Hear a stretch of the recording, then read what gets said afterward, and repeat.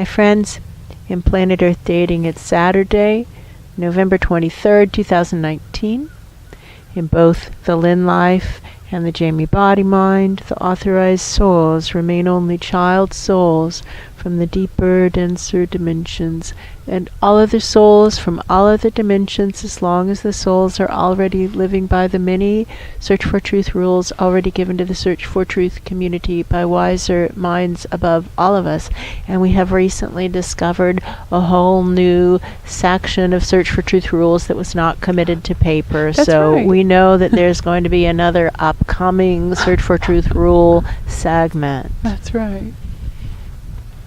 The segment of rules that we omitted or hadn't put on paper yet are the rules that have to do with the work that Search for Truth community members are supposed to be focusing on. That's true. And that work has got to be the most important issues of our times, or we're not doing what we're supposed to be doing. We're supposed to be working on the biggest problems that we have awareness of that are not being addressed effectively by others. And until those largest problems are being addressed effectively and continually by others, we should be working on the biggest problems. And the kind of obviously, in other words. And the biggest problems that we're aware of have to do with the destruction on planet Earth and obviously other planets also, but planet Earth is the one that's easily observable. That's true. And we really would like to be of service to stop the destruction. We know the destruction is happening right now, and that it's our species. Humanity is the species that's destroying the planet. And it's actually our culture. North America is leading the parade of destruction. That's true. And we know that we were born into this species and into this culture to try to effect change from within. Somebody's asking what we know, and we also know that people don't listen to us. That's true. It's not looking good.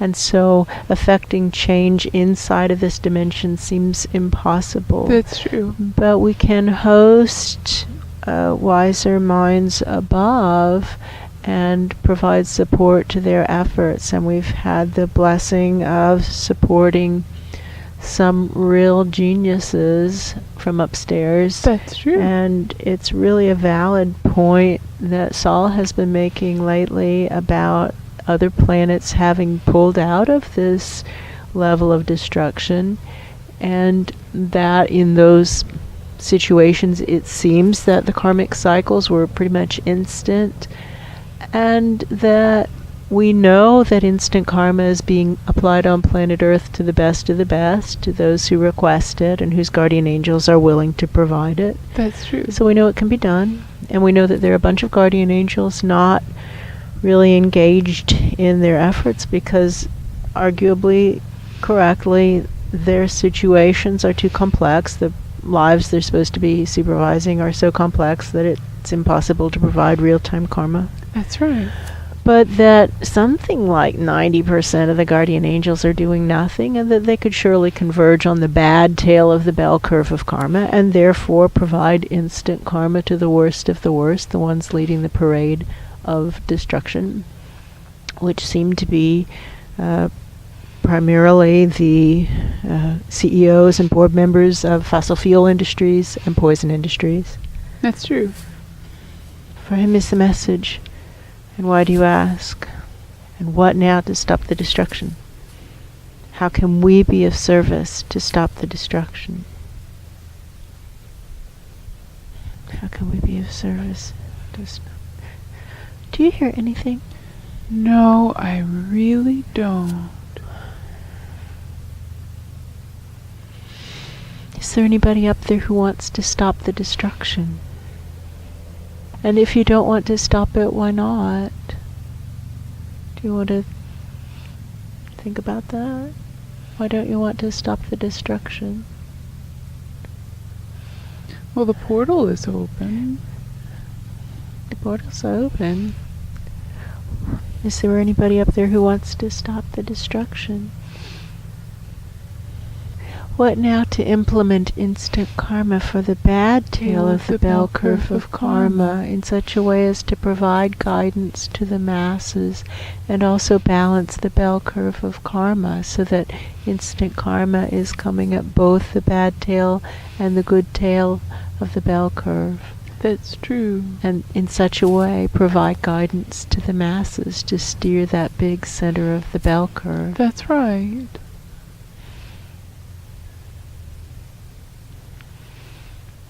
It's very quiet. It's very quiet. It's open in the head, so I'm pretty sure they can hear it upstairs. They can hear it. What now? I can feel some kind of feeling of wanting the problem to be easier than it is. Yeah, I feel that feeling. And wanting there to be an easy villain, maybe, possibly. That could be the sense from upstairs. But the truth is that the system is bad. That's true. And in all facets, it's almost like everywhere you look, there's something really crazy. That's true. Like the industry standard behaviors are crazy. That's true. And so people, humans in the industry are saying, well, this is industry standard. These are standard practices. And that might be true, but the practices are crazy and destructive and don't make sense and they're wasteful. That's right.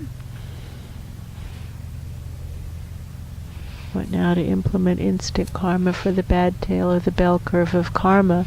Somebody's saying is this why we have got to go with the leaders of the destructive industries as identifying who is the bad tail of the bell curve of karma? I don't know the answer to that. I don't know. Why don't you ask up?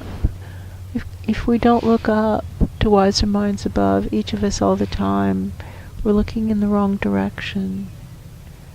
What now? What now? To look up to wiser minds above all of us, each of us as individuals, and ask up, what now, in order to, in this case, stop the destruction, and then to do what wiser minds above say to do. And they're pointing to that wonderful student whose name was Olivia. That's right. And she could see, she says, everything in our lives has to change. That's true. Everything. And she could see it. But then when it came down to changing everything, it just seemed overwhelming, I think. That's right. And it just seemed too hard and she didn't want to do it. That's right. And they're pointing to another, it was actually a client. She was a client, Jeannie, who had worked for the school board in Sarasota, Florida, and then moved to some Eastern European country. That's right. And married some goat farmer and lives on a goat farm in Eastern Europe. And she's very, very, very happy. That's true. And how Olivia had made the opposite immigration move, moving from maybe Hungary to the States. That's right. And who knows, maybe that wasn't the thing to do. Maybe not in the long run. In the long run. There's so many little choices like that we make that seem like a good idea at the time, and then we're stuck in a place that isn't where we're supposed to be to fulfill our destiny. Or maybe she was supposed to come to the States, learn things, and then take it back. We don't know. You know what they're talking about upstairs? They're drawing lines between a number of subjects. They're talking about Olivia, who moved from a less dominant culture on planet Earth to a more dominant culture on planet Earth. And they're talking about people that we've seen also who align with bullies, even when they can tell that what the bullies are standing with or standing for is not actually the right thing to do. And they're talking about the topic of bullying as a whole and how bullying cultures as a whole become dominant. They do become dominant. And they're drawing lines between all these different points, and they're using Olivia as the example, who moved from Hungary to the United States. And why do people affiliate with the bullies? Why do people affiliate with the bullies? Somebody else says that's not the right question to ask. People affiliate with the bullies for varieties of reasons, and bullying is not limited to humanity. Bullying is shared by many species. The issue is humanity's destructive capacity. Exactly. And that's the issue. That's what somebody else is saying. We seem to have found a discussion room. That's true. Somebody else is really sad and is just saying, here's the thing, friends, we're talking about this, and meanwhile 3 football fields every minute are destroyed in the Amazon, and that's just in the Amazon, and that's not talking about every place else. That's true. The rate of destruction is really rapid, and we're entering an era where it's not going to be possible to undo the damage that we've inflicted on the planet, is what that person says. And by we, I asked, who do you mean? Somebody asked, who do you mean? And they don't mean humanity, they mean maybe the spirit world. That could be. Because the spirit world did come in and drop ideas into humanity's minds. That's and true. Those ideas included a lot of really destructive tools that were supposed to be used for good, not for evil, but are being used for, I guess you could call it evil. That's true. It is evil. Destroying other life is evil. For whom is the message, and why do you ask? Somebody's talking about Roger Hallam, who is one of the founders of Extinction Rebellion. That's true. And how people criticize Roger for drawing parallels to the Holocaust. That's right. But there have been lots of genocides just within the human species. Like, surely the Cambodian situation was equal in number or approximating the Holocaust, but we talk about the Holocaust because it was white people. That's true. And we ignore all those other brown people genocide events. That's true. And we ignore other species extinction events. That's true. And that's not right. For him is the message, and why do you ask?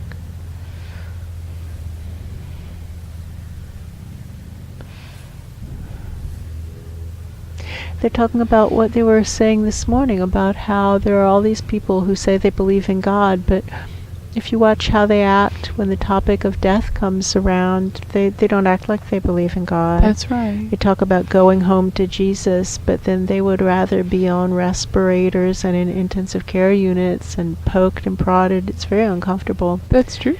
Rather than go home to Jesus. So That's obviously right. they don't really want to go home to Jesus. They don't really believe it. That's true. And yeah, and they were talking about this with a client of This One's Healing practice last week, about how for This One's Healing practice we work with horses, and so we go to training centers and horse barns, and we find the trainer or whoever is in charge of the horse, and we explain that there are angels, and the angels will work with the horse to get the horse to be better, to get the horse to heal from whatever the horse's problems are. And we ask, do you believe in guardian angels? And often the people will say, yes, I do. And then they don't. Sometimes they don't say yes to have the guardian angels work with their horse. Sometimes they don't actually believe that angels can do anything. even though they say they believe in angels, their actions suggest otherwise. Exactly. Strongly suggest, and some might say prove otherwise. Exactly. That they don't really believe in angels. Exactly. This is where instant karma becomes really important, because when the hand of God is held in abeyance until after death, it's not an effective training tool. That's true. For him is the message. And why do you ask?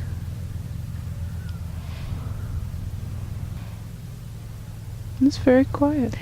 It is.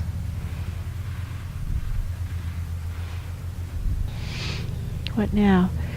How may we be of service to stop the destruction? Right now we can hear machines in multiple directions. That's true. And all those machines are presumably gas-powered, and they're just spewing carbon dioxide into the air. and probably more, Oh yeah. even worse. And we've got to stop acting like it doesn't matter. Friends, we've got to start acting as if reality matters. We're actually in a crucial time on our planet. We're murdering everything. Our species is murdering everything else. It's really actually happening now. It's happening now, right now. And we've, as a species, got to stop doing these destructive things that are killing everything else. And to pretend that everything else doesn't matter is really crazy. And to pretend that there won't be a consequence is really crazy. That's true. And we're past several tipping points already. We're past the tipping points, so it becomes a matter of mitigation, which means we need to kick it into gear ASAP and stop participating in the destruction. So we're coming up on the holiday season. Please don't buy anything, and don't give each other crazy gifts. You can give each other things that you already have. That's right. But don't buy things, and just take that to heart in general.